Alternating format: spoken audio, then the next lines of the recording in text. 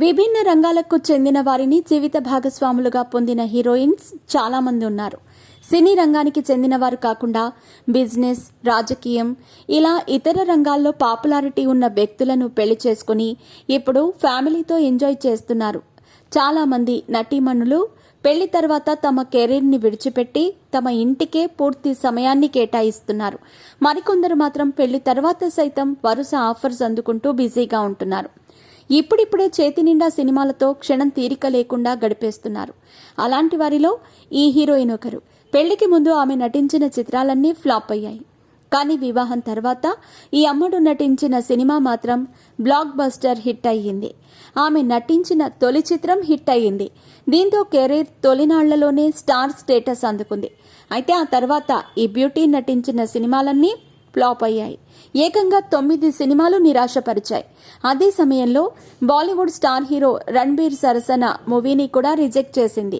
Cut చేస్తే ఆ cinema box office వద్ద 900 కోట్ల కలెక్షన్స్ రాబట్టింది. అయితే వరుసగా ఫ్లాప్స్ అందుకుంటున్న సమయంలోనే ఓ రాజకీయ నాయకుడిని ప్రేమించి పెళ్లి చేసుకుంది. ఇంతకీ ఆ హీరోయిన్ ఎవరో కాదు, బాలీవుడ్ నటి పరిణీతి చోప్రా. ఎన్నో ఫ్లాప్ చిత్రాలు ఉన్నప్పటికీ కొంతమంది తారలు బాలీవుడ్లో తమ స్థానాన్ని సంపాదించుకోవటంలో సక్సెస్ అయ్యారు. అందులో పరిణీతి చోప్రా ఒకరు. 2011లో లేడీస్ వర్సెస్ రిక్కీ బహ్ల్తో తొలిసారిగా నటించింది. ఈ సినిమాకు ఉత్తమ మహిళా అరంగేట్రం ఫిల్మ్ఫేర్ అవార్డును అందుకుంది. ఆ తర్వాత ఈ చిత్రాల్లో నటించినప్పటికీ ఆమె సినిమాలన్నీ ఫ్లాప్ అయ్యాయి. సందీప్ రెడ్డి వంగ తెరకెక్కించిన యానిమల్ సినిమా ఆఫర్ తనకు వచ్చిందని గతంలో ఓ ఇంటర్వ్యూలో చెప్పుకొచ్చింది. కానీ తాను ఆ సినిమాను రిజెక్ట్ చేసింది.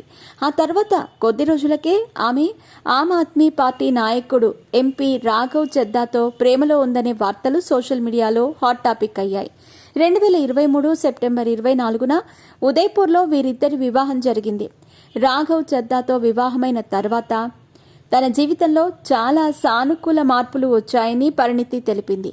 పెళ్లి తర్వాత పరిణీతి నటించిన చమ్కీలా సినిమా సూపర్ హిట్ అయింది. అందులో ఆమె నటనపై ప్రశంసలు వచ్చాయి. యానిమల్ సినిమాను తిరస్కరించినందుకు తనకు ఎలాంటి పశ్చాత్తాపం లేదని కూడా పరిణీతి చెప్పింది.